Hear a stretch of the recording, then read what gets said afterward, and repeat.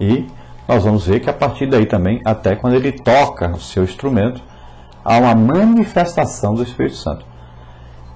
Então, existem várias pessoas que se dizem cristãs, né? Mas dificilmente se vê realmente a ação do Espírito Santo através das pessoas. Então é preciso que as pessoas busquem a Deus, sejam fiéis a Deus, tenham uma vida santa e irrepreensível, para que, quando ele estiver pregando a palavra de Deus, quando ele estiver ministrando, então haja essa manifestação do Espírito Santo. É como se nós estivéssemos ali chamando a presença de Deus, buscando a presença de Deus, adorando a Deus em espírito e verdade. Então há uma resposta de Deus. Então, nesse momento, há uma manifestação do Espírito Santo. E quando há manifestação do Espírito Santo, então, existem aí milhares de coisas que podem acontecer, né? Como batismo com o Espírito Santo, salvação, libertação, né? Curas, profecias. Então, o Espírito Santo então se manifesta de múltiplas maneiras. E principalmente através do quê? Dos dons espirituais. Agora, se for preciso uma força sobrenatural, como para vencer uma fera, para dominar alguém, uma coisa, isso acontece também. Então, a unção do Espírito Santo é a força, o poder do Espírito Santo em ação naquele momento, fazendo aquilo que é proveitoso para o reino de Deus. Então, aqui Davi, nós vamos ver que ele vê aí o gigante. O povo via de um jeito e Davi via de outro jeito. Então, aquele que tem fé, que tem a unção do Espírito Santo, que tem realmente coragem, aquele que ele vê os perigos como alguma possibilidade de Deus agir ali e de vencer. Então, é diferente daqueles que ficam olhando para os problemas e vendo só o tamanho do problema, a dificuldade do problema. Então, Davi tinha uma fé diferente dos outros. Ele tinha uma fé realmente que Deus poderia vencer todos os obstáculos que surgissem em sua vida. Um leão, um urso ou um gigante, tanto faz. Davi tinha a visão de Deus. Deus não vê problemas, Deus vê solução. Deus não olha, não chegou, olhou para a terra e disse: a terra está em caos, está vazia, que não tem jeito para a terra, como eu vou fazer? Não, Deus olhou, viu o problema, mas o problema que ele viu, ele disse: tem solução, haja luz, e a luz se fez, né? E assim ele criou todas as coisas, não olhando o problema, olhando a solução e fazendo aquilo que era preciso fazer para que houvesse solução. Então Davi olha diferente. Os soldados israelitas olhavam para o gigante e viam um homem muito grande, muito bem armado, um homem muito forte, com a voz poderosa que falava, os exércitos inimigos escutavam o seu desafio, né? Então estava ali representando Satanás.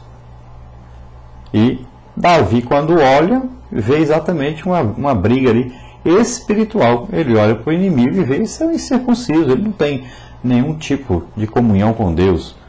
Esse homem não está em aliança com Deus. Nós estamos. Então, Deus vai vencer a luta. Eu vou porque eu estou com Deus. E eu sei que é a vontade de Deus que esse homem seja destruído, seja vencido.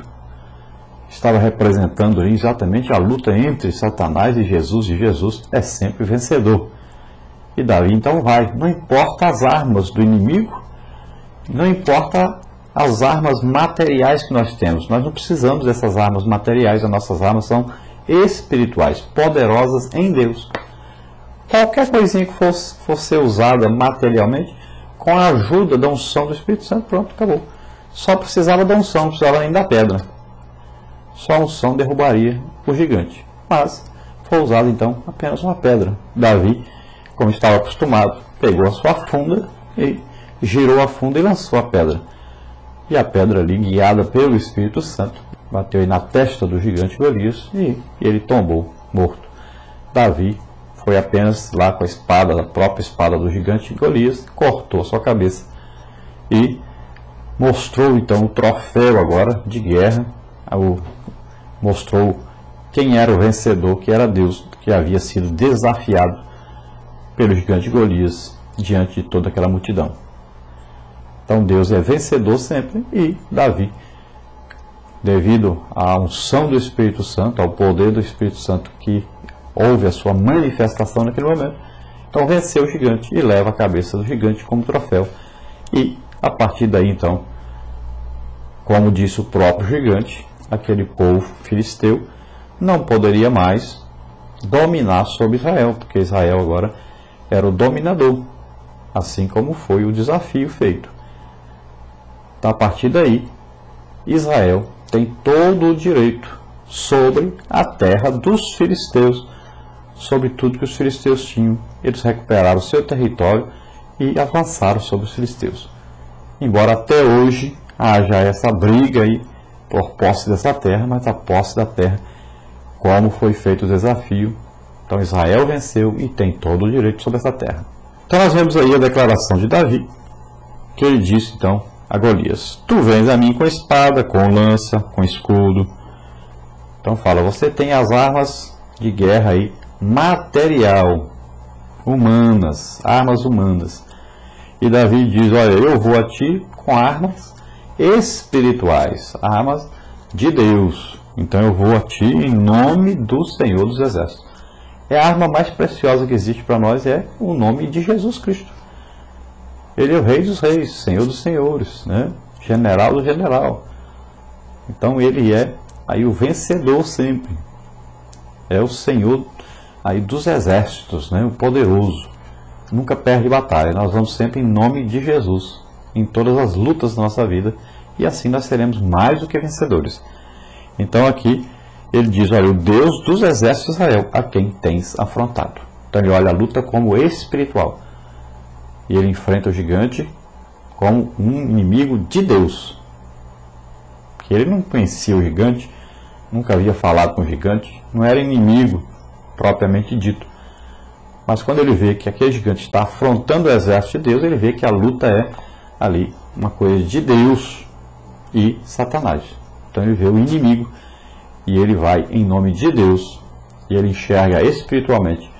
Então o gigante para ele era apenas uma coisa que seria vencida, uma coisa a mais, tanto faz um leão como o urso, como aquele gigante. Para Davi era apenas mais um inimigo de Deus a ser vencido. Glória a Deus. Na verdade prática, nós temos aí o desafio de Davi a Golias, o gigante filisteu, representa a luta espiritual que o crente trava com o mundo, a carne e o diabo. Então, olhando para aquela luta, nós podemos ver a nossa luta diária. E nós temos 3 tipos de luta, né?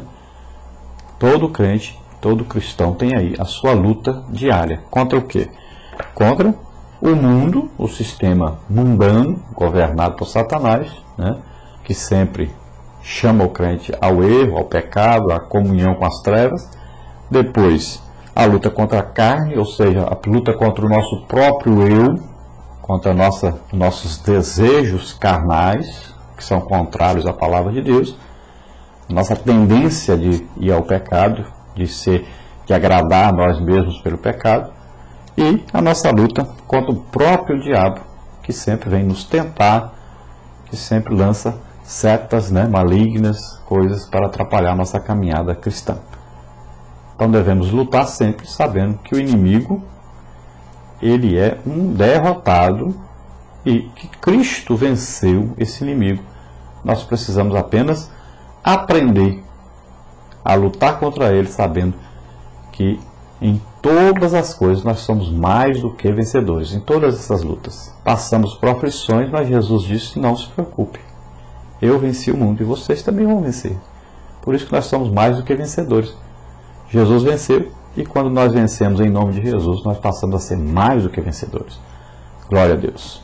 Olha, Davi, apesar de estar com a unção de Deus sobre ele, continuava sendo um homem. Não quer dizer que aquele que é ungido de Deus, aquele que recebe a unção de Deus, deixa de ser homem, deixa de ser pecador, deixa de fazer coisa errada. Não. Davi tinha a unção de Deus sobre ele, mas durante a sua vida, nós podemos ver aí nesse quadro que ele teve os seus altos e baixos, né? Vamos ver aí, você pode ver que Davi foi ungido rei, matou o gigante Golias, mas depois ele fugiu de Saul, né? Nós temos aí destruição de Siclag, que ele fez, depois coroado rei de Judá, depois coroado rei de toda a nação de Israel. Deus fez uma aliança especial com ele e Israel teve paz. Aí nós vamos ver que ele cometeu adultério, um assassinato. Vamos ver o nascimento de seu filho Salomão, depois uma rebelião de seu filho Absalão. Davi retorna como rei depois de haver fugido de seu filho. Davi pecou ao realizar um censo, contagem do povo.